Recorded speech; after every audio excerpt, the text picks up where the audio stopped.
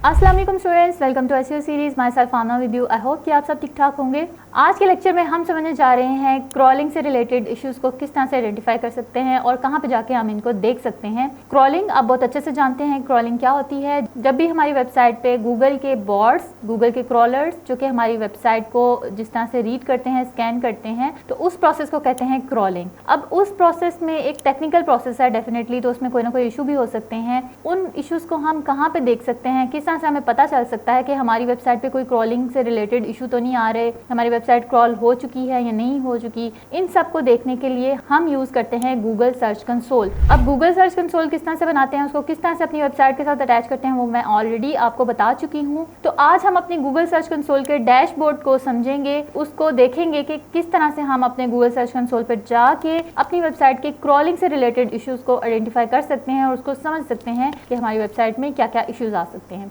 तो चलिए इसके लिए चलते हैं हम अपनी कंप्यूटर की स्क्रीन पे।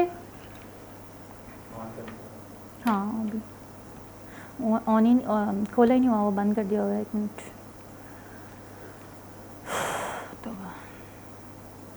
तो यहाँ पे हम आ चुके हैं अपनी कंप्यूटर की स्क्रीन पे और हमने ओपन कर लिया है अपना गूगल सर्च कंसोल का डैशबोर्ड। अब यहाँ पे आपको सबसे पहले नजर आएगी अपनी प्रॉपर्टी, जो भी हमने देखनी है। हमारी वेबसाइट हमारी प्रॉपर्टी होती है। यहाँ पे शो होता है कि कितनी प्रॉपर्टीज हमारी इस गूगल सर्च कंसोल के अकाउंट में पड़ी हुई हैं हमारे पास। तो यहाँ पे फिलहाल मेरे पास एक वेबसाइट है pakweddings.net के नाम से। ये वेबसाइट आपको दिखाने का एक खास मकसद है क्योंकि इसमें कुछ इश्यूज हैं, तो आपको ज़्यादा से ज़्यादा इश्यूज जो हैं वो मिल सकते हैं देखने को और आपको पता चल सकता है कि वेबसाइट में क्या क्या इशू आ सकते हैं। अब इसको ओपन करने के बाद हम जाएंगे यहाँ पे सेटिंग्स में जाने के बाद आप इसको मजीद स्क्रॉल डाउन करेंगे। यहाँ पे आपको नजर आ रहा है क्रॉल स्टेटस। अब क्रॉल स्टेटस की रिपोर्ट देखें, आप इसको गौर से पढ़ें तो यहाँ पे आपको लास्ट 90 डेज का नजर आ रहा है। अब ओपन रिपोर्ट करेंगे तो हमारे सामने हमारी क्रॉल स्टेटस जो है वो ओपन हो जाएगा, रिपोर्ट ओपन हो जाएगी। अब इसको किस तरह से समझ सकते हैं ये आपको वन बाय वन मैं हर पॉइंट को समझाती हूँ। सबसे पहले आपको यहाँ पे नजर आ रहा है टोटल क्रॉल रिक्वेस्ट। अब यहाँ पे नजर आने के साथ साथ आपको ग्राफ में भी शो हो रहा है कि हमारे पास क्या डाटा है क्रॉलिंग रिक्वेस्ट का, किस डेट को कितनी रिक्वेस्ट आई हैं, किस डेट को हमारी वेबसाइट ने कितना डाटा प्रोसेस किया है। ये सब आपको इस ग्राफ से डेट बाय डेट नजर आ सकता है। ठीक है, तो यहाँ पे हमको सिंपली नजर आ रहा है 60K यानी तकरीबन 60,000 के करीब जो रिक्वेस्ट हैं वो हमें आई हैं गूगल की तरफ से क्रॉलिंग की। और इसके बाद यहाँ पे आपको नजर आ रहा है, इसको क्लिक करते हैं तो टोटल डाउनलोड साइज है वो है 1.56 बी का मतलब है बिलियंस। यानी इतना डाटा जो है क्रॉलिंग रिक्वेस्ट के दौरान गूगल के बॉट्स ने जो है वो डाउनलोड किया है हमारी वेबसाइट से, और ये है मेगाबाइट्स में। यहाँ पे आपने इस चीज़ का ध्यान रखना है। और यहाँ पे आ जाता है एवरेज रिस्पांस टाइम। इसका मतलब होता है कि कितने टाइम में हमारी जो वेबसाइट है वो बॉट्स को रिस्पांस कर रही है, और ये टाइम होता है मिली सेकेंड्स में। ठीक है, तो ये है 422 मिली सेकेंड्स, यानी इतनी देर में हमारी वेबसाइट जो है वो गूगल बॉट्स को रिस्पॉन्स कर रही है। और इसका डाटा भी हमें यहाँ पे ये ग्राफ में शो हो रहा है। उसके बाद थोड़ा सा मजीद स्क्रॉल डाउन करते हैं तो यहाँ पे आ जाता है होस्ट। तो यहाँ पे हमें शो होता है कि कितनी हमारी वेबसाइट की सब डोमेन्स हैं वो सारी हमें यहाँ पे नजर आएंगी। उसके बाद मजीद स्क्रॉल डाउन करते हैं, इसको वापस हम थोड़ा सा मजीद देख के वापस इस पॉइंट पे आएंगे। तो यहाँ पे हमें नजर आ रहा है बाय रिस्पॉन्स, यानी यहाँ पे ओके 200 का रिस्पॉन्स आ रहा है। 200 का जो कोड होता है इसका मतलब है कि ओके का ये साइन है।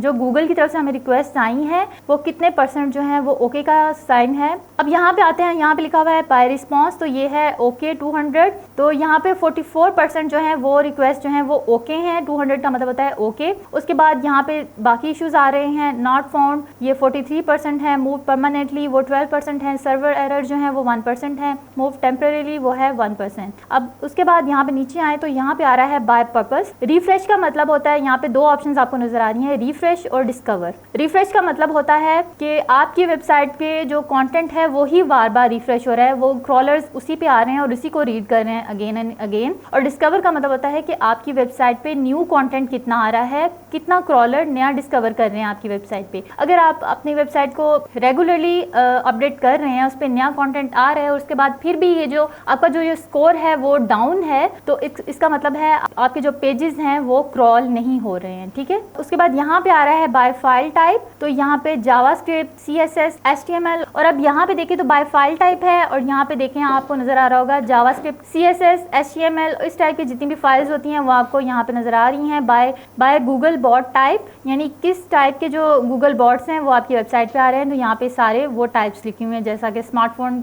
जो बॉट होते हैं वो हैं, डेस्कटॉप, इमेज, एड्स बॉट, ये सब बॉट्स आपकी वेबसाइट को विजिट कर रहे हैं। यानी इस टाइप के जो गूगल बॉट्स हैं उनकी क्रॉल रिक्वेस्ट हमारी वेबसाइट पे आई हैं। अब हम मज़ीद देखते हैं, तो यहाँ पे देखें होस्ट में चलते हैं। अब जो हमारी मेन वेबसाइट है इसको ओपन करते हैं। इसको ओपन करने के बाद हमारे जो मेन वेबसाइट है उसका डाटा हमारे सामने आ चुका है। तो 52.5 के जो क्रॉल रिक्वेस्ट हैं वो हमारी वेबसाइट पे, मेन वेबसाइट पे आई हैं। उसके बाद 1.54 बिलियन जो डाटा है वो डाउनलोड किया गया है। उसके बाद जो हमारी वेबसाइट का एवरेज रिस्पॉन्स रेट है, कितना टाइम लगता है उसको रिस्पॉन्स करने में, वो इतना है 398 मिली सेकेंड्स। उसके बाद यहाँ पे हम आ जाएं तो अगेन वही सारी डिटेल्स जो मैंने आपको पहले बताई हैं उस तरह से हमारी मेन वेबसाइट के बारे में बताएंगी। यहाँ पे हम होस्ट स्टेटस की तरफ जाते हैं तो यहाँ पे हमें जो है वो नज़र आता है। अगर कोई भी प्रॉब्लम हो, report.txt फाइल की तरफ से कोई भी डाटा की प्रॉब्लम हो तो यहाँ पे वो हमें शो हो जाती है। अगर DNS रेजोल्यूशन की तरफ से कोई भी प्रॉब्लम हो तो वो यहाँ पे कितना फेल रेट है वो आ जाता है। उसके बाद सर्वर कनेक्टिविटी वो कितना रेट है वो हमें शो हो जाता है। फॉर एग्जाम्पल हम इसको ओपन करते हैं तो ये हमारे सामने एक ग्राफ नज़र आ रहा है सर्वर कनेक्टिविटी से रिलेटेड। तो देखिए बिल्कुल ये स्मूथ जा रहा है। अब यहाँ पे एक हल्का सा ऊपर हुआ है, इसका मतलब है कि मंडे अप्रैल 29 को फेल क्रॉल रिक्वेस्ट हुई थी 2.2%, यानी एक बहुत ही माइनर सा एक्सेप्टेबल रेट है, फेल रेट है। तो ये इतना हुआ था, मे बी कोई इश्यू हुआ हो उस डेट को या कोई इस तरह की प्रॉब्लम हुई हो सर्वर की तरफ से। तो बाकी देखें तो ये ऑलमोस्ट स्मूथ जा रहा है, ठीक है, यहाँ पे कोई भी इशू नहीं है। तो ये सारा तरीका था, ये सब मेथड था। तो जिस तरीके से आप अपनी वेबसाइट की क्रॉल रिक्वेस्ट और क्रॉल स्टेटस को देख सकते हैं और उसकी एक रिपोर्ट तैयार कर सकते हैं और इस रिपोर्ट के जरिए आप अपनी वेबसाइट को मजीद इंप्रूव कर सकते हैं। आई होप कि आपको आज का लेक्चर अच्छे से समझ में आ गया होगा। मिलते हैं नेक्स्ट लेक्चर में। अल्लाह हाफिज़।